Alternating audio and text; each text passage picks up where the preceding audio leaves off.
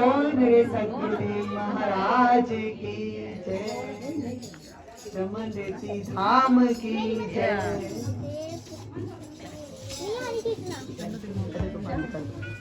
दी बंद कर दो। बोलिए सतगुरुदेव भगवान की। बच्चे चुप कर जाओ बस, शोर नहीं। बहुत बहुत बधाई के पात्र घर वाले जिन्होंने सत्संग का आयोजन किया हुआ है।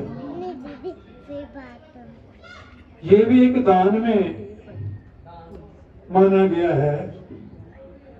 ज्ञान दान होता है, जैसे सत्संग की आवाज सभी के कानों में जा रही है, तो जिन्होंने आयोजन किया है ये पुण्य उनको जाता है।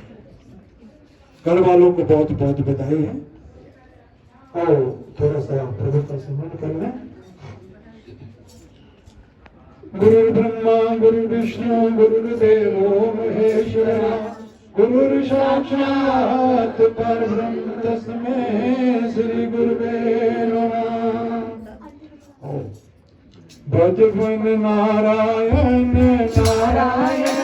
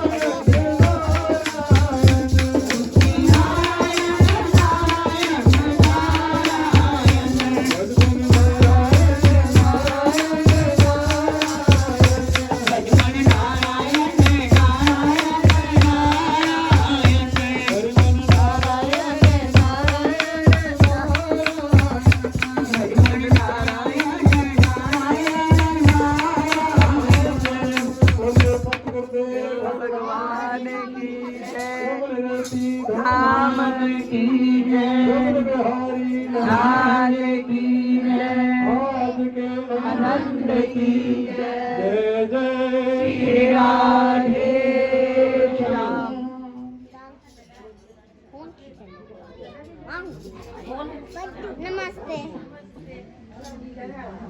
डिड्डू भाई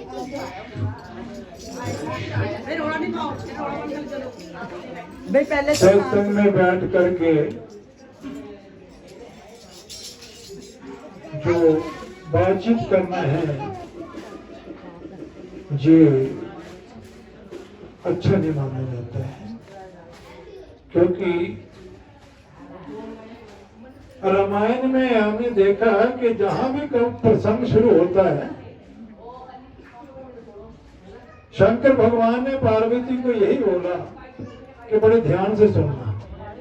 जाग बाल के भरद्वाज की कथा आई तो वो भी कहते हैं कि बड़े ध्यान से सुनना। सुनी समझी जन मुदित मन मंजते अति अनुराग, लिए ही चारी फल यश तनु साधु समाज प्रयाग। अगर सुन करके हम समझ करके मनन करने पूरा निध्यासन करके तो चारों फल हमें प्राप्त हो जाते हैं। धर्म अर्थ काम मोक्ष, ये पुरुषार्थ जीव को तभी प्राप्त होंगे जब हम श्रवण बहुत, क्योंकि कथा हमारे जीवन की व्यथा को मिटाती है, बशर्ते कि हम कथा का श्रवण उस ढंग से करें। इसलिए आज मेरे मन में एक छोटा सा विचार आ रहा है कि जो कि रात को सोए सोए मेरे को याद आ रहा था।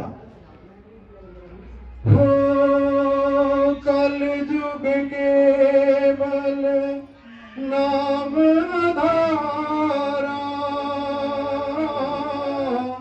सुमेरी सुमेरी नर उतरे ही पारा। राम सिया राम सिया राम जय जय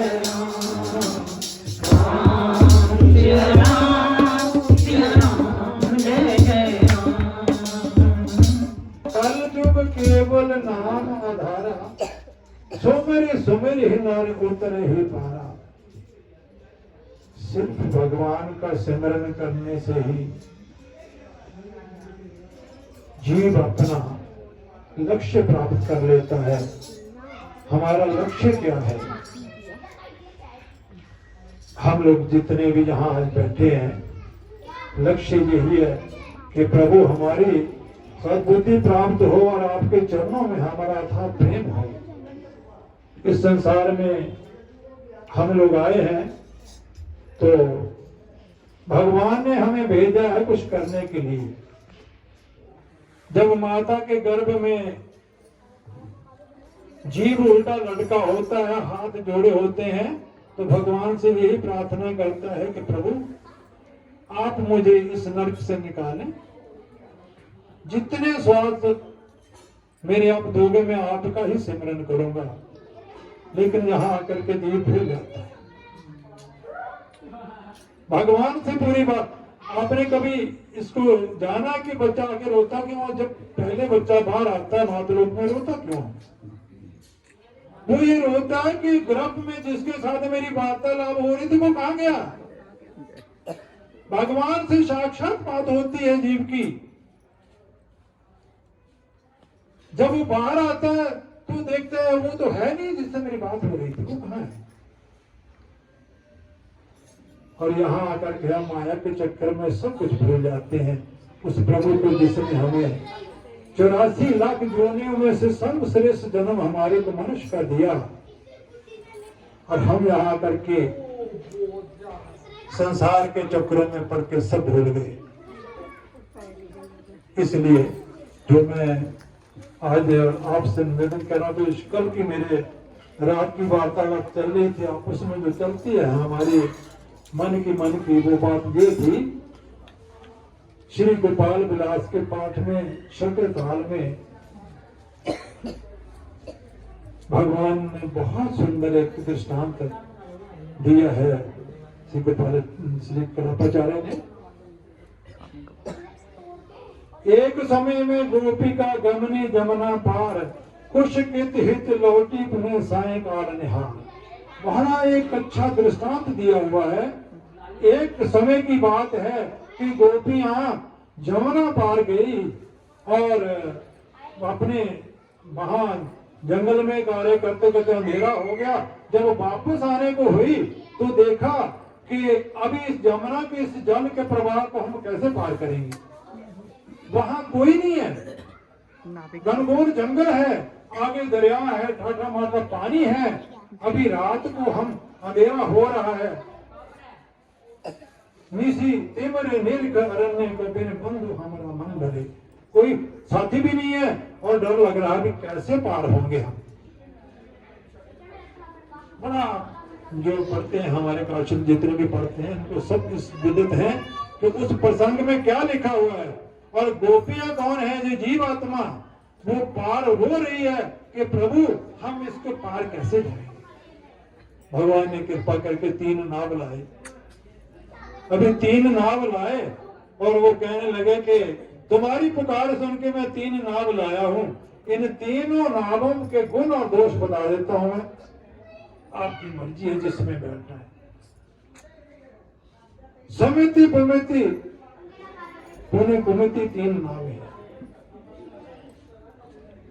तो एक नाव है उसमें नाविक साथ नहीं जाएगा, आपको चला के जाना है। अभी कौन चलाएगा?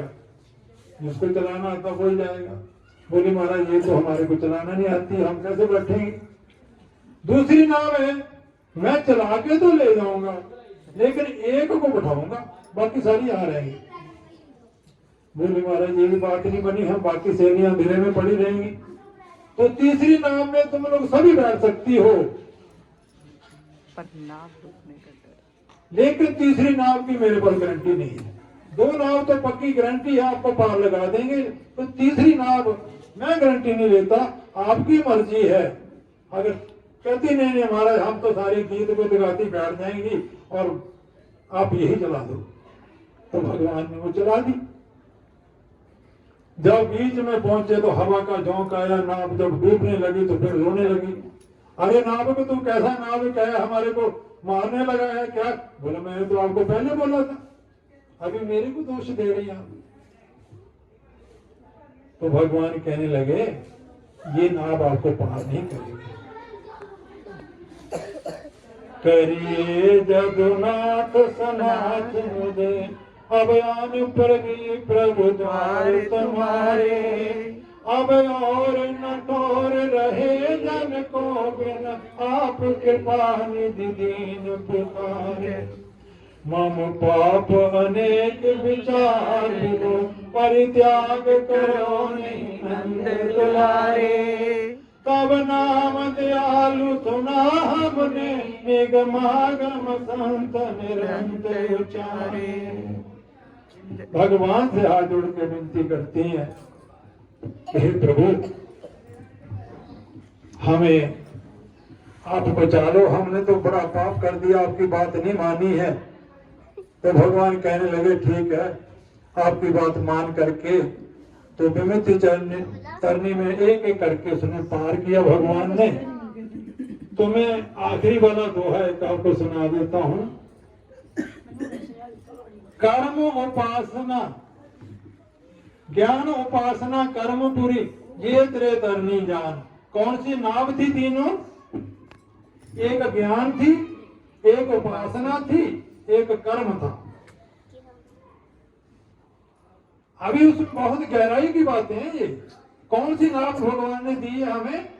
संसार में सभी को दी हुई है, ज्ञान की, उपासना की और कर्म की। हम लोग एक दूसरे को देख के कर्मों में फंस जाते हैं ना।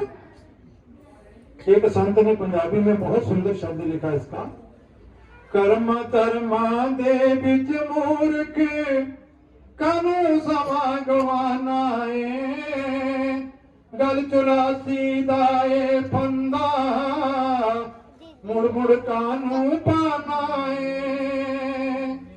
कर्म धर्म दे बिच मूर्ख, कानू समा गवानाए, गल 84 दाए फंदा, मुड़ मुड़ कानू पानाए।